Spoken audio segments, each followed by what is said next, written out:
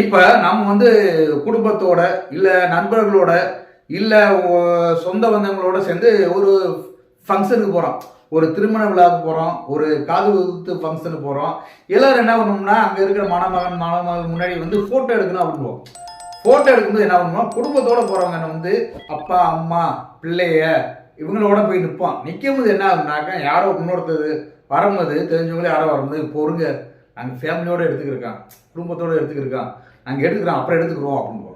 இதே இது நண்பர்கள் ஒரு 5, 6 நண்பர்கள் போறாங்க. ஒரே உடன் நண்பர்கள். நண்பர்கள் போய் ஃபோட்டோ எடுக்க போறாங்க. ஃபோட்டோ எடுக்கும்போது யாரோ வராங்க. வரும்போது என்ன சொல்லுவாங்கன்னா, இல்லைங்க நாங்கள் ஃப்ரெண்ட்ஸாக எடுத்துக்கிருக்கோம். ஃப்ரெண்ட்ஸாக நின்று எடுத்துக்கிருக்கோம். நாங்கள் முடிச்சுக்கிறோம் வாங்க அப்புறம் வந்து எடுத்துக்கோங்க அப்படின்றோம். இதுதான் வந்து இயற்கை. இந்த மாதிரி நடந்த ஒரு சம்பவம் தான் இன்னைக்கு அம்பானி வீட்டில் நடந்த சம்பவம். அது வந்து ரஜினிகாந்த் வந்து ஃபேமிலியோட வராரு.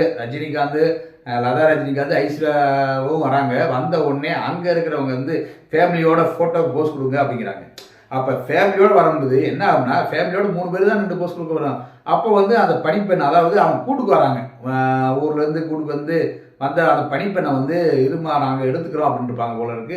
அந்த கையை கண்ணாரு பார்த்தீங்களா, அது இன்னைக்கு விமர்சனமாக்கப்பட்டு இருக்கிறது. வேணும்டே தான் அதை வந்து ரஜினி வந்து எல்லோரும் நடக்கிற மாதிரி தான் குடும்பத்தோடு இருக்கும்போது எடுக்கும்போது பணிப்பெண் வரும்போது பொறுமா நாங்கள் எடுத்துக்கிறோம் அப்படின்னு தான் சொல்ல வேண்டியது வரும். இதை வந்து அவங்க வந்து அவமரியாதை பேச ஆரம்பிச்சிட்டாங்க. அவமரியாதை ரஜினி நடந்துக்கிட்டாரு. ஒரு விஐபி வீட்டில் முன்னாடியே வந்து பணிப்பெண்ணை வந்து கேவலப்படுத்திட, அசிங்கப்படுத்திடன்னு சொல்லி பல விஷயங்கள் பேசப்படுது. இதே பேசுகிறாங்க பார்த்தீங்களா, பேசுகிறவங்களே வந்து ஒரு விசேஷ வீட்டுக்கோ ஒரு ஃபங்க்ஷனுக்கோ போயிருக்கும்போது அவங்க ஒரு ஒய்ஃபு குழந்தையோட நின்று எடுக்கிறாங்கன்னு வச்சுங்க, பொறுங்க நாங்கள் ஒய்ஃபு குழந்தையோட எடுக்கிறோம், நீங்கள் கொஞ்சம் எடுங்க அப்படின்னு தான் சொல்லுவாங்க. அங்கே அவங்களுக்கு அப்படி சூழ்நிலைன்னா, இங்கே மட்டும் பல பேர் வந்து ரஜினி விமர்சனம் பண்ணிக்கிருக்காங்க. சரி, விமர்சனம் பண்ணுற அளவுக்கு ரஜினி அப்படி என்னப்பா பண்ணாரு அப்படின்னா, அம்பானி விட்டு திருமணம் நடக்குதுங்க. இன்னைக்கு வந்து இந்தியாவிலே நம்பர் 1 பணக்காரர் அம்பானி, முகேஷ் அம்பானி. அவருடைய மகன் ஆனந்த் அம்பானி, அவருடைய திருமணம் நடக்குது.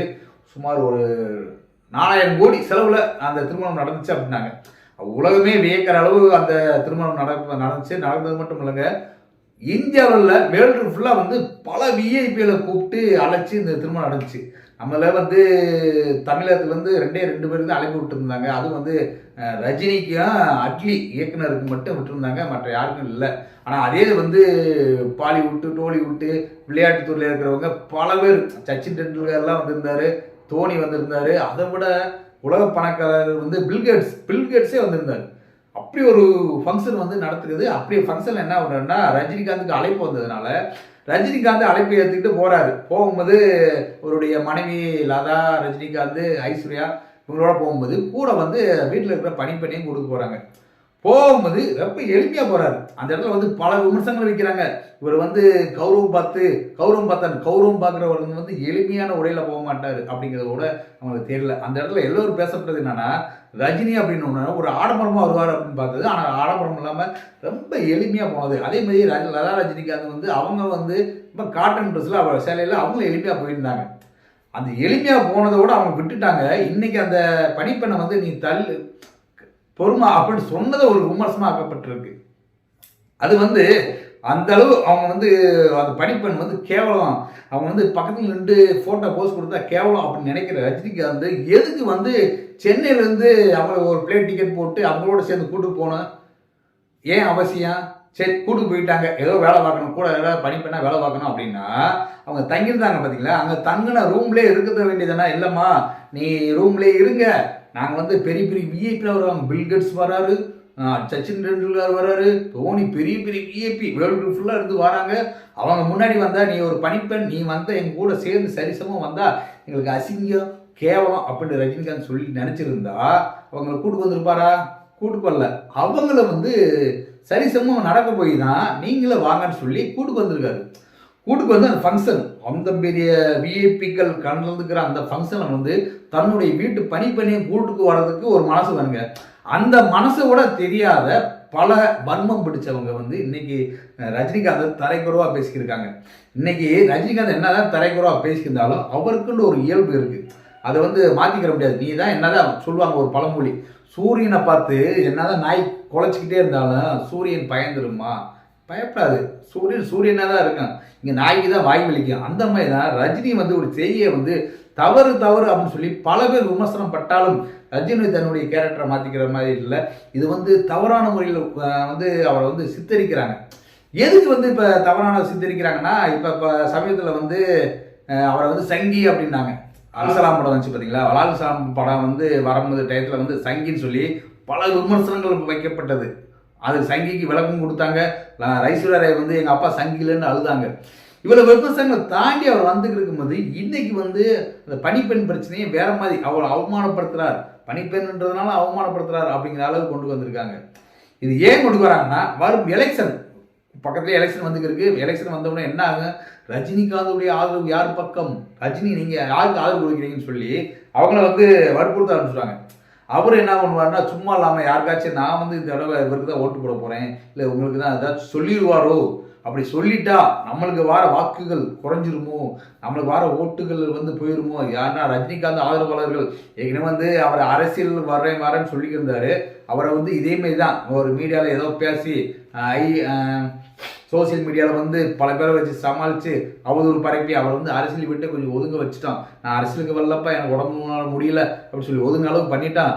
இன்னைக்கு வந்து அவருடைய ரசிகர்கள் இருக்காங்க. ரசிகர்களை வச்சு நாளைக்கு வந்து நான் வந்து ஒரு பிஜேபிக்கோ இல்லை திமுகவுக்கோ இல்லை அதிமுகவுக்கோ யாருக்கோ அந்த ஆதரவு தெரிவிச்சுருவாரோ, அப்படி ஆதரவு தெரிவித்து அவருடைய வாக்குகள் போயிருமோ அப்படிங்கிறதுனால இவருக்கு வந்து சில அவதூறுகளை பரப்புகிறாங்க. அவதூறுகளை பரப்ப என்ன ஆகும்னாக்க, இவர் எதுக்கெல்லாம் வம்பு, நம்மளுக்கு தேவையில்லாத விஷயம் அப்படின்னு சொல்லி ஒதுங்கட்டும். இல்லாட்டி அது அவர் ஒதுங்கலை, இல்லை மறுபடியும் வந்து அவர் ஏதோ ஒரு கட்சிக்கு வந்து நான் ஆதரவு கொடுக்குறேன்னு சொல்லி வாராருன்னா, இந்த மாதிரி அவப்பேர் அன்னைக்கு வந்து சங்கி, இவர் வந்து சங்கித்தனமாக இருந்தாருன்றலாம், இல்லை அவர் வந்து ஒரு வீட்டில் பணிப்பெண்ணாக இருந்தாங்க பார்த்தீங்களா, அந்த பணிப்பெண்ணுக்கே ஒரு மரியாதை கொடுக்கல, தீண்டாமையோட நடந்துக்கிட்டாருன்னு சொல்ல முடியாது. ஏன்னா வாய் எதுவும் பேசுவாங்க, நரம்புலாத நாக்கு எதுவும் பேசுவாங்க. அந்த மாதிரி அந்த பணிப்பெண்கிட்ட வந்து தீண்டாமையோட நடந்துக்கிட்டாரு ரஜினிகாந்த் அப்படின்னு சொல்லி விமர்சனம் வைக்கப்படுது. அவர் மேலே பல குற்றச்சாட்டுகளை வச்சு அவர் பேருக்கு அவர் பேரை உருவாக்கி நாளைக்கு அவரே ஏதோ ஒரு அரசியல் கட்சி ஆதரவு கொடுத்தா அதை வந்து டம்மி பண்ணுறதுக்காகவே இந்த மாதிரி சின்ன சின்ன விஷயங்கள்லாம் பண்ணி வைக்கிறாங்க. ஏன்னா இப்பயே வந்து சுத்துக்கு ஒரு இன்னைக்கு வந்து இந்தியாவில் வந்து சுத்துக்கு வந்து பிளான் போட்டு செய்யுது சீனா. சுற்றுக்கு இருக்கிற இலங்கை, மாலத்தீவு, இப்படி எல்லா நாடையும், பாகிஸ்தான், இப்படி எல்லா நாடையும் சுற்றி வளைச்சி தன் கைக்குள்ளே வச்சுக்கிட்டு எப்படி அட்டாக் பண்ணுறதுக்கு ரெடியாக இருக்கோ, அதே மாதிரி தான் ரஜினியை சுற்றி பல பிரச்சனைகளை ஃபுல்லாக உருவாக்கி வச்சுக்கிட்டு கடைசி ஏதோ ரஜினி வந்து ஏதோ பேச போனார்னா அவரை அட்டாக் பண்ணுறதுக்காக இந்த மாதிரி வளையங்கள்லாம் வச்சுருக்காங்க அப்படி சொல்லலாம். ஏன்னா இது ஒரு பெரிய மேட்டரே கிடையாது. இதை வந்து பேசு போலாம் வந்து நேற்று ஃபுல்லாக சோசியல் மீடியாவில் பரவிக்கிருக்கு. ரஜினி வந்து பணிப்பெண்ணை வந்து ஒரு அலட்சியப்படுத்தினாரு, அசிங்கப்படுத்தினாரு. ஒரு விஐபி இடத்துக்கு கூப்பிட்டு போய் விஐபி கூப்பிட்டு இடத்துக்கு ஏன்டா வேலைக்கார பொண்ணா கூப்பிட்டு போறாரு, அது வந்து பேச மாட்டாங்க. எத்தனை பேர் அங்கே வந்து கிரிக்கெட்ஸ் வந்தார், டெண்டுல்கர் வந்தார், தோனி வந்தார், அட்லி பல பேர் வந்தாங்க. பல பேர் எல்லா பேரும் வந்து தன்னுடைய வீட்டு பணிப்பெண்ணை வந்து கூட்டுக்கிட்டா வந்தாங்க. யாருமே கூட்டுக்கொள்ள. ஆனால் ரஜினி கூட்டுக்கு வந்திருக்காருல, ஒரு முக்கியமான பெரிய பெரிய இடத்துக்கு வரவங்களுக்கு ஒரு பணிப்பெண்ணை கூட்டு போனால் ஒரு கௌரவம் பார்க்குற ஆளாக தான் கொண்டு போயிருப்பாரா, அவர் கௌரவம் பார்க்காத மனுஷன்றதுனால கொண்டு போயிருக்காரு. அது விமர்சனமாக பண்ணியிருக்காங்க. எல்லாமே வந்து சூழ்ச்சி.